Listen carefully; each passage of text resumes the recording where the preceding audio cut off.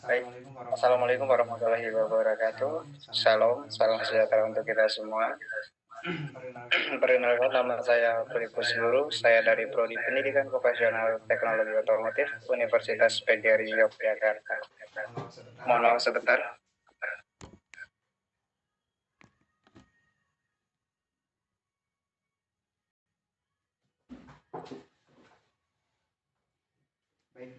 Baik, di sini saya akan melakukan presentasi tentang tower crane. Di sini untuk ini mata kuliah alat berat dari Pak Sidik atau MPD.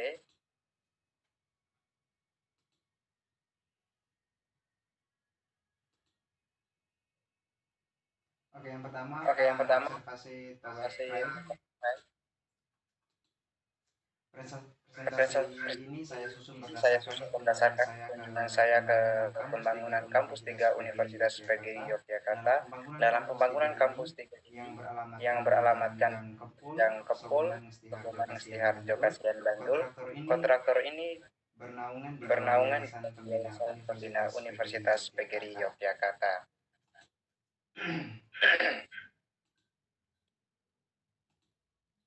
Oke, Oke, kenapa harus harus menggunakan alat berat? menggunakan alat berat?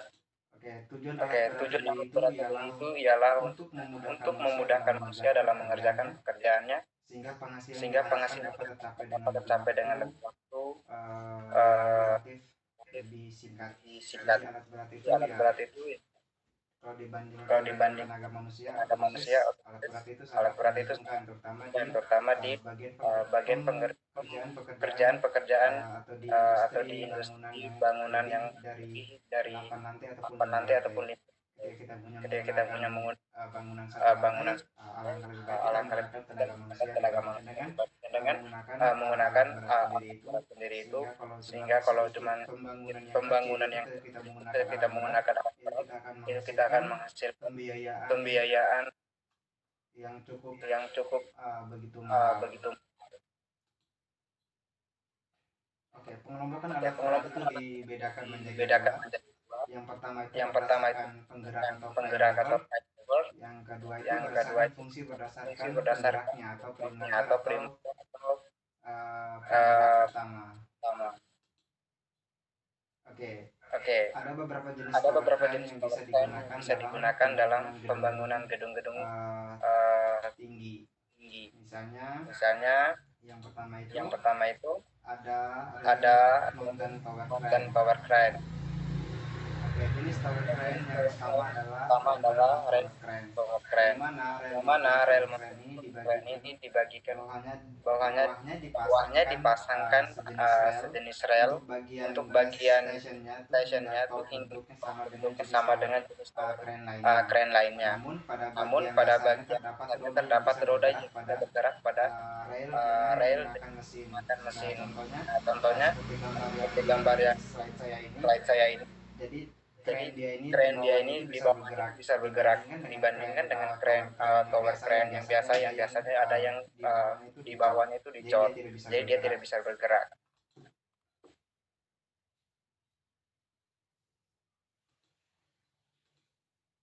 Oke, yang kedua Oke, itu yang kedua ada itu T-in ada tower T-in crane. power crane. Untuk pembangunan Untuk bangunan pembangunan tinggi lebih dari 100 lebih dari meter 100 mungkin meter biasanya mungkin menggunakan biasanya jenis tower menggunakan jenis crane tower ini. crane ini. Tin-in tower Tin-in crane power memiliki crane tinggi mencapai tinggi 200 mencapai meter dan 200 memiliki meter dan ciri khas memiliki ciri pada khas mas pada mas stasiunnya. stage. Oke, contoh gambarnya Oke, contoh seperti gambar di seperti samping ini. gambar di samping. Untuk bangunan Untuk bangunan yang mencapai sampai yang mencapai 400 meter meter ketinggiannya. ketinggiannya. Nah, itu kita bisa Nah, itu kita menggunakan bisa menggunakan tin tower tin crane. tower crane.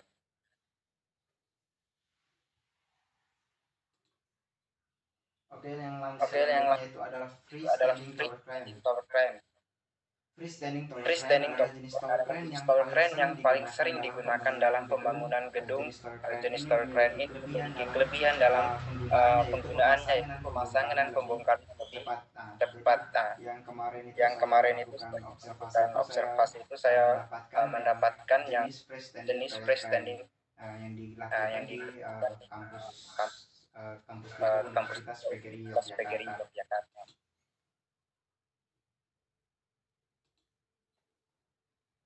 Oke, di sini ada tower cara crane. tower crane.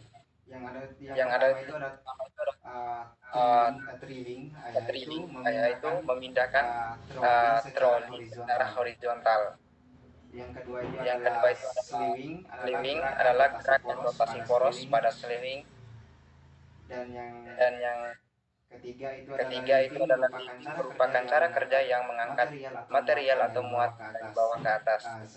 Sejenisnya itu contohnya seperti pada gambar di samping ini. Nah, ada troli itu sebagai penggerak maju mundur dari motor pengemudi menuju ke bagian depan, atau biasa dibantu dengan kawat sel. Itu dibantu untuk memaju dan mundurkan trolinya. Untuk hooknya itu untuk mengangkat beban dari permukaan bawah satu menuju ke ketinggian yang diinginkan oleh operator, atau beban yang dari bawah disimpan itu, misalnya kayak di bangunan itu, kayak contohnya sekitaran lantai 8 atau lantai 5 ataupun lantai yang seterusnya yang diinginkan untuk memindahkan barang dari bawah itu menuju ke atas. Bagian-bagian pada tower crane. Yang pertama itu adalah base station. Merupakan bagian dasar yang buat dengan penumpang yang ditanam di tanah dengan dicor. Pondasi yang dibangun lubangnya disesuaikan dengan pengecoran menggunakan semen. Nah, contohnya tadi tower crane yang yang saya lakukan observasi lakukan tadi. observasi. Yang kedua adalah setelah pembuatan pondasi yang kuat, berikutnya itu adalah merangkai bagian yang menjadi tiang tower crane. Nah, setelah kita sudah menopang tempat atau berdirinya sebuah tower crane tadi, nah setelah selesai itu dicor udah sebagai dudukan buminya itu udah kuat. Nah, selanjutnya itu kita merakit dengan mesh station, atau lain itu kita merakit komponen-komponen pada crane. Yang selanjutnya Slewing mekanis di atas mas cash untuk memutar bagian atas tower crane hingga 360 derajat untuk mengendalikan otak pada handle pada kabin kontrol. Nah, tadi yang pada sebelumnya tadi sudah disinggung tentang cara kerja bagian slewing itu sebagai tempat untuk maju mundurnya. Mohon maaf.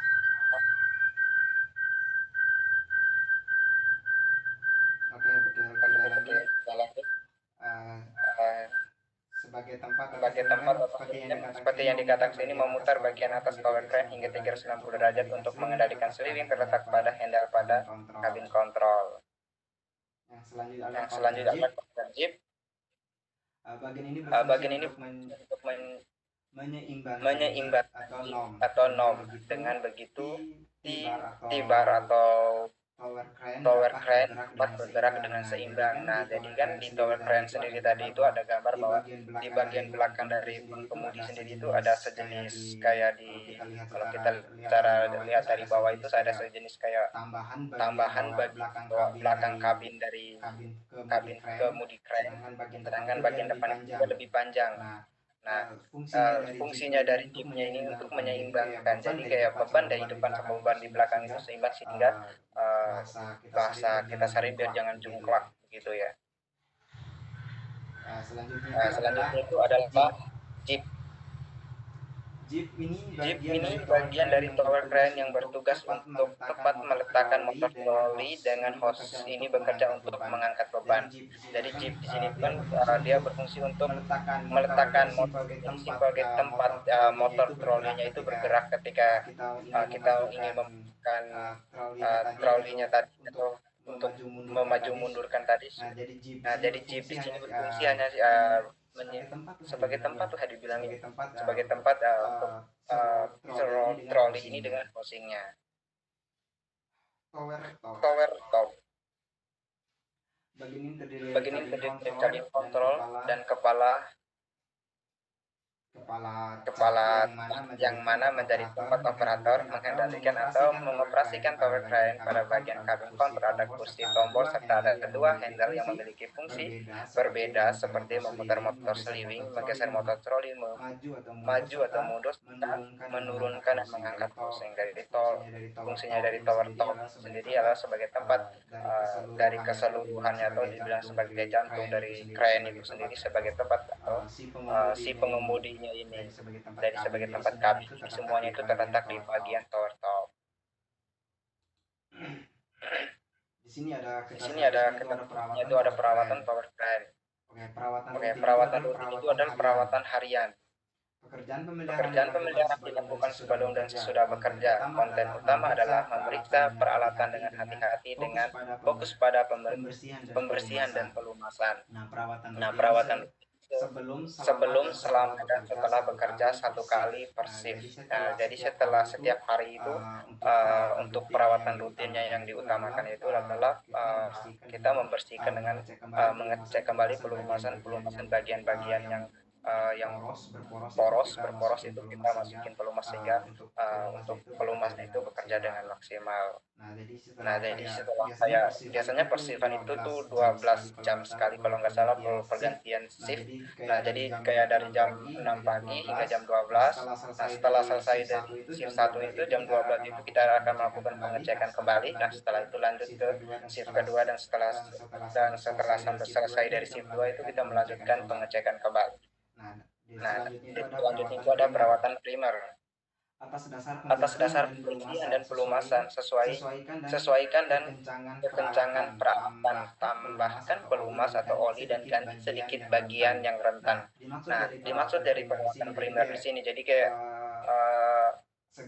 segala kayak pengencangan ketika masih ada yang longgar-longgar itu dikencangkan kembali maupun pelumasan seperti contohnya oli kalau sudah berkurang bisa diganti, sedangkan bagian-bagian yang perlu diganti atau disebut dengan kata lain dengan apa disebut dengan rentan atau misalnya seperti kawat itu apa sih tali itu ya selinga talinya itu misalnya kayak sudah mulai membesar jadi tidak lagi rapi. Nah, alangkah lebih baik itu diganti.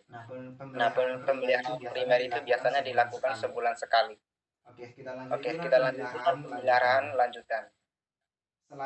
Selain perawatan utama, bagian rakitan harus dibongkar dan dibersihkan. Mekanisme transmisi, mekanisme rem harus diperiksa dan bagian yang tidak memenuhi persyaratan harus diganti atau diperbaiki. Nah, jelas ya di bagian yang ketiga ini dikatakan di sini jadi bagian-bagian yang sebagai tambahan komponen tambahan itu alangkah lebih baiknya itu dibongkar dan dibersihkan. Jika masih bisa digunakan kita lanjutkan sesuai dengan SOP atau dengan standar kerjanya, sedangkan bagian mekanisme transmisi dengan rem itu harus diperiksa. Dan selanjutnya itu bagian yang tidak memenuhi persyaratan harus diganti. Nah, jadi sesuai dengan SOP-nya dari crane sendiri itu memiliki batas maksimal untuk penggunaan dari komponen-komponen itu, sehingga usia kerja dari bendanya itu bisa dihitung. Pemeliharaan lanjutan ini biasanya dilakukan sekali dalam setahun kerja. Oke, contohnya seperti di samping ini. Nah, selanjutnya itu ada kerusakan yang sering terjadi pada crane. Kerusakan atau degradasi pada wear P kalau nggak salah ya. Masalah drag dan keselarasannya. Terus ada masalah sistem kelistrikan. Terus ada kain bengkok atau rusak. Maaf. Nah, ini yang maksud dengan dirigasi pada weir atau rotor ini biasanya sering terjadi ke dirigasi itu kalau nggak salah kayak itu ya mungkin itu ya kalau nggak salah. Terus masalah drag miring dan keselarasannya biasanya sering terjadi drag miring. Biasanya dragnya itu semacam sejenis katrol yang sebagai tempat untuk tali selingnya itu maju mundur, yang biasanya sering maju mundur itu biasanya dragnya itu bisa bisa terjadi juga kayak roll-rollannya itu sehingga bekerjanya tali selingnya tadi itu tidak maksimal. Nah, sedangkan masalah sistem kelistrikan di mana kita ketahui bahwa sistem kelistrikan itu sering terjadi kapan saja ya. Apalagi kayak di kren sendiri itu kan dia di tempatnya permukaan agak tinggi ya. Bisa terjadi pas saat proses perancangan kren itu biasanya ada serangga atau tikus atau apa yang masuk ke dalam ruang kabin kontrol dari kren itu sendiri sehingga bisa menggigit atau kabel-kabel yang ada di dalam itu bisa menjadi kerusakan sistem kelistrikannya itu sehingga proses pengerjaan dari kren itu sendiri hingga bisa menjadi menghambat begitu. Kait bengkok atau rusak biasanya terjadi kait itu kalau teman-teman dari punya slide saya ini sebelumnya itu bahwa kait itu sebagai pengangkat beban yang dari permukaan hingga menuju permukaan bagian atas yang akan diinginkan menyimpan beban itu. Biasanya kaitnya seperti ini tadi yang untuk mengangkat beban dari bawah tadi ya. Biasanya bagian kaitnya ini sering terjadinya karena sering mengangkat beban ya begitu berat sehingga sering terjadinya kerusakan di bagian pengaitnya ini.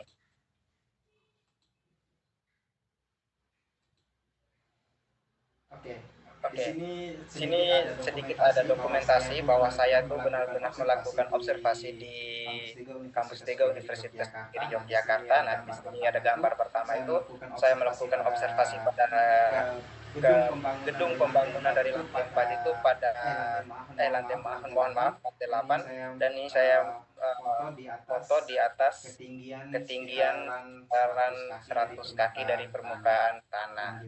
Nah, perkirakan di gedung ini saya di bagian atas yang disebut biasanya disebut dengan ditunjukin oleh mandornya itu adalah rooftop bagian atas. Sedangkan dua ini saya lanjut berfoto sama dengan apa ya yang sebagai badan kepengawasan dari pembangunannya ini sendiri yang mengizinkan kami untuk melakukan observasi di kampus 3 proses pembangunan gedungnya. Oke baik, dari itu mungkin cukup sampai sekian di sini. Mungkin apabila teman-teman masih belum paham dalam proses penjelasan saya tadi, dalam proses penyampaian materi maupun proses penjelasan serta cara kerjanya itu sendiri, teman-teman bisa langsung menghubungi saya lewat WA pribadi ataupun di grup di alat berat itu sendiri, atau bisa langsung di kolom komentar nanti langsung di chat saja. Bagi teman-teman yang ingin berkomentar tentang sekilas tentang perawatan atau tentang crane sendiri itu, maka saya bisa akan menjawab dalam komentar, tapi lain dari proses materi yang saya sampaikan, mohon maaf saya tidak akan membalasnya. Mungkin itu saja yang bisa saya sampaikan. Wassalamualaikum warahmatullahi wabarakatuh. Salam sejahtera untuk kita semua. Terima kasih, selamat malam.